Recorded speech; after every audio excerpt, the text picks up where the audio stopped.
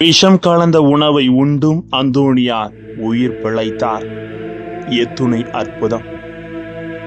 அன்பார்ந்தவர்களை, அந்தோணியார் பாவிகளையும் அரவணைத்து அவர்களை மனமாற்றுவதையும் தவறுகளை சுட்டிக்காட்டி பதிதங்களை சம்மட்டி கொண்டு அடிப்பது போல இறைவார்த்தையால் விளக்குவதும் பதுவிலுள்ள பதிதர்களுக்கு வேதனை அளித்தது. அதாவது பண்டிதர்களுக்கு. இப்படியே சென்றால் நம்முடைய வேதம் பதிதம் நிலை கொள்ள முடியாது, அழிந்துவிடும், நம்மால் நிலைத்திருக்க முடியாது என்று எண்ணினார்கள்.